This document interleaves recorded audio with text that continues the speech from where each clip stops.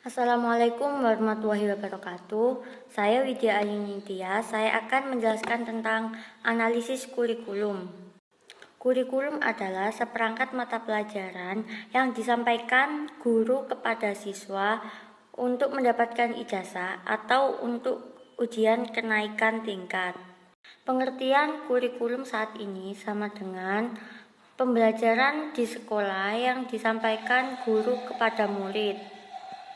Ari Levy mengemukakan kurikulum semacam ini tidak lebih dari daftar singkat mengenai sasaran dan isi pendidikan yang diajarkan di sekolah atau program silabus atau pokok bahasan lainnya. Adapun tujuan analisis kurikulum adalah yang pertama, mengkaji kelemahan dan kelebihan dari kurikulum tersebut. Yang kedua, mengkaji metode apa yang paling efektif digunakan untuk memberi pembelajaran kepada siswa. Yang ketiga, mengkaji dan menguji kecocokan kurikulum pada program pembelajaran. Fungsi analisis kurikulum adalah yang pertama memperbaiki kelemahan dari kurikulum sebelumnya. Yang kedua menciptakan metode baru dalam pembelajaran yang efektif. Yang ketiga adalah meningkatkan produktivitas sumber daya manusia dalam dunia pendidikan.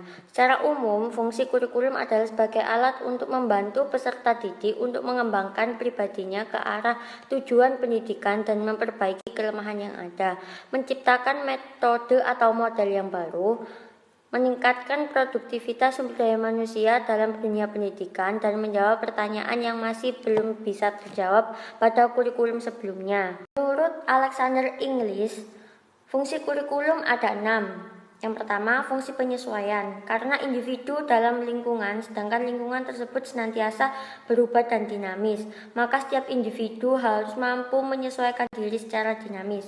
Yang kedua, fungsi integrasi. Kurikulum berfungsi mendidik pribadi untuk menjadi pribadi yang terintegrasi. Oleh karena itu, individu itu sendiri merupakan bagian integral dari masyarakat, maka pribadi yang terintegrasi itu akan memberikan sumbangan dalam rangka pembentukan atau perintegrasian masyarakat. Yang ketiga adalah fungsi diferensiasi. Kurikulum perlu memberikan pelayanan terhadap perbedaan perorangan dalam masyarakat. Yang keempat adalah fungsi persiapan. Kurikulum berfungsi mempersiapkan siswa agar mampu melanjutkan studi. Kelima adalah fungsi pemilihan. Antara perbedaan dan pemilihan mempunyai hubungan yang erat. Pengakuan atas perbedaan berarti pula diberikan kesempatan bagi seseorang untuk memilih apa yang diinginkan dan menarik minatnya. Yang keenam adalah fungsi diagnostik. Salah satu segi pelayanan pendidikan adalah membantu dan mengarahkan peserta didik agar mereka mampu memahami dan menerima dirinya sehingga dapat mengembangkan semua potensi yang ada dalam dirinya sendiri. Ini dapat dilakukan bila mereka menyadari kelemahan dan kekuatan yang dimiliki melalui eksplorasi dan prognosa. Tujuan pendidikan nasional yang merupakan pendidikan pada tatanan makroskopik selanjutnya dijabarkan dalam tujuan konstitusional, yaitu tujuan pendidikan yang ingin dicapai dari setiap jenis maupun jenjang sekolah atau satuan pendidikan tertentu.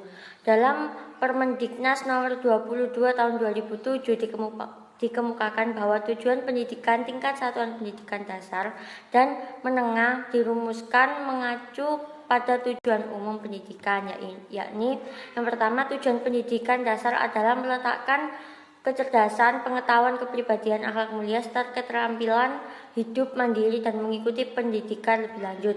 Yang kedua, tujuan pendidikan menengah adalah meningkatkan kecerdasan, pengetahuan, kepribadian, akhlak mulia, serta keterampilan untuk hidup mandiri dan mengikuti pendidikan lebih lanjut. Yang ketiga adalah tujuan pendidikan kejuruan adalah meningkatkan kecerdasan, kemampuan, pengetahuan, kepribadian, akhlak mulia, serta keterampilan untuk hidup mandiri dan mengikuti pendidikan lebih lanjut sesuai dengan kejuruannya. Yang keempat atau yang terakhir adalah tujuan pendidikan institusional tersebut kemudian dijabarkan lagi ke dalam tujuan kurikuler, yaitu tujuan pendidikan yang ingin dicapai dari setiap mata pelajaran yang dikembangkan di setiap sekolah atau satuan pendidikan. Selanjutnya adalah ruang lingkup dari kurikulum ini.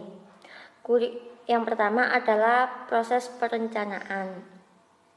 Proses perencanaan ini dibagi menjadi 2 tahap, yakni identifikasi masalah dan merumuskan tujuan. Yang kedua adalah proses pelaksanaan kurikulum. Yang ketiga adalah proses pengawasan kurikulum. Yang keempat adalah evaluasi kurikulum. Pengklasifikasian kurikulum pada setiap masa di Indonesia pasti mengalami perubahan dan peningkatan, di mana kurikulum yang sifatnya dinamis terus ada pembaharuan, di mana kurikulum di Indonesia dirancang sesuai sosio masyarakat untuk nantinya dapat tercapainya tujuan pendidikan nasional yang ideal di segala bidang, bukan hanya untuk menyangkut isi kurikulum, tetapi para pendidik atau pengajar juga memiliki peranan penting untuk keberhasilan tujuan pendidikan yang ada. Sekian penjelasan dari saya. Apabila ada kesalahan kata, saya mohon maaf yang sebesar-besarnya. Saya akhiri. Wassalamualaikum warahmatullahi wabarakatuh.